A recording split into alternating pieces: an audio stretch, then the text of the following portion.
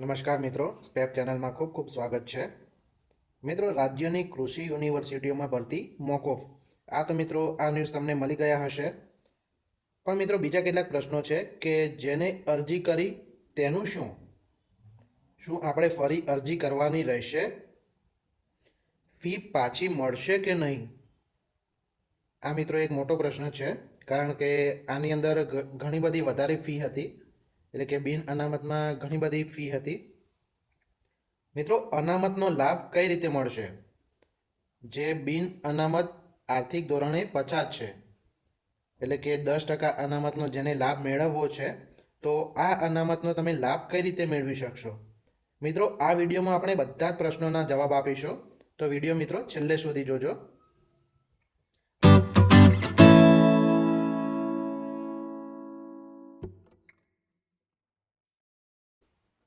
મિત્રો, સૌપ્રથમ તો અહીં જે જાહેરાત છે આની પીડીએફ જોઈ લઈએ.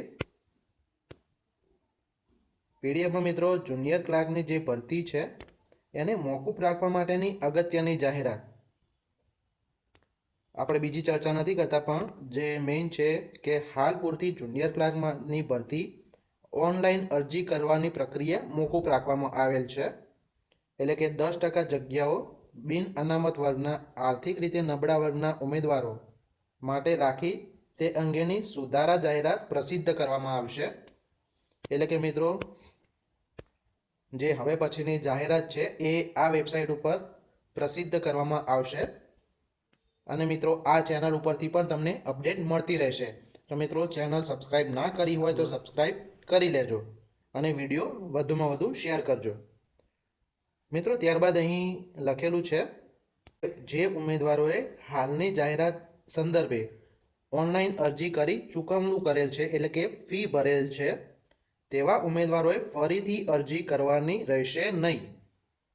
એટલે કે જે બિન અનામતમાં આવે છે અને જેમણે ફી ભરી દીધેલી છે તેમણે ફરીથી અરજી કરવાની રહેતી નથી, જો તેઓ અનામતનો લાભ મેળવવા માંગતા નથી.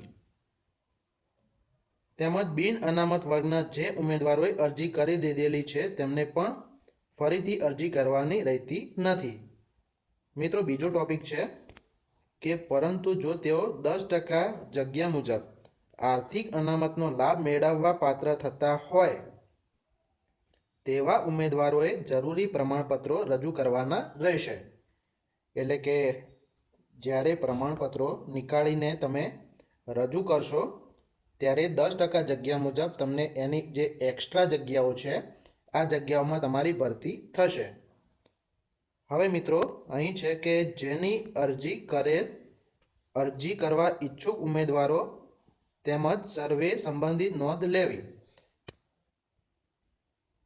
હવે અહીંની સાઇટો તમને ખબર છે કે વિશેષમાં કૃષિ યુનિવર્સિટીની વેબસાઇટ JAU.in, AAU.in અથવા NAU.in અથવા તો SDAU.edu.in સમયાંતરે ચેક કરતા રહેવું.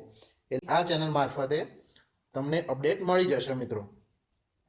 હવે મિત્રો બીજી વાત કે તમારે જો ફી ભરવાની રહે છે કે નથી રહેતી, તો મિત્રો આ વેબસાઇટ ઉપર એક અપડેટ આવશે કે તમારે જ્યારે તમે અરજી કરેલી છે અને ફી ભરેલી છે પણ તમારે 10% અનામતનો લાભ લેવો છે, તો મિત્રો અહીંથી આ વેબસાઇટ ઉપર એક અપડેટ પ્રસિદ્ધ થશે. અને મિત્રો લગભગ તો એવું થશે, અહીં તમારે લગભગ ફી ભરવાની રહેશે નહીં અને તમારે જો ફરીથી અરજી કરવાની રહેશે, એટલે કે 10% અનામતનો લાભ મેળવવો હોય તો લગભગ ફરીથી અરજી કરવાની રહેશે અને ફી ભરવાની નહીં રહે. મિત્રો આ મારું મંતવ્ય છે, પણ જ્યારે અપડેટ આવશે ત્યારે ફરીથી અહીંયા વિડીયો બનશે. મિત્રો બીજું છે કે અનામતનો લાભ તમે કઈ રીતે મેળવી શકશો? તો અહીંથી મેં જણાવ્યું એ પ્રમાણે તમારે અરજી કરવાની રહેશે, ફરીથી અરજી કરવાની રહેશે અને જે ડોક્યુમેન્ટ્સ છે આ બધા તમારે ફરીથી અપલોડ કરવાના રહેશે. અને જે તમે ફી ભરેલી છે એનો નંબર લગભગ નાખવાનો રહેશે. એટલે કે એની જે અપડેટ આવશે તે અહીં વેબસાઇટ ઉપર પ્રસિદ્ધ થશે. તો મિત્રો અહીંથી તમારે વેબસાઇટ ચેક કરતા રહેવું અને જો ચેનલને સબસ્ક્રાઇબ ના કરી હોય તો સબસ્ક્રાઇબ કરી લેજો, કારણ કે અપડેટ અહીંથી એનો વિડીયો હું જરૂરથી બનાવીશ. તો તો મિત્રો અહીંથી લગભગ આપણે તમામ પ્રશ્નોના જવાબ તમારા આપી દીધા છે કે જેને અરજી કરી તેનું શું, એટલે કે જેને અરજી કરેલી છે અને અનામતનો લાભ નથી મેળવવા માગતા તેઓએ ફરીથી અરજી કરવાની નથી, એટલે કે અરજી કરેલી છે અને અનામતનો લાભ નથી મેળવવા માંગતા, અરજી નથી કરવાની. આ પણ આપણે પ્રશ્નનો જવાબ આપી દીધો મિત્રો. અનામતનો લાભ કઈ રીતે મળશે આ પણ જવાબ આપી દીધો. તો મિત્રો તમારા બીજા કોઈ પ્રશ્નો હોય તો તમે કમેન્ટ બોક્સમાં પૂછી શકો છો. હું જરૂરથી ટ્રાય કરીશ કે તમારો પ્રશ્નનો જવાબ હું આપી શકું. તો મિત્રો ત્યાં આપણે નવી અપડેટ આવે ત્યાં સુધી રાહ જોઈએ અને ચેનલને સબસ્ક્રાઈબ કરી રાખજો મિત્રો.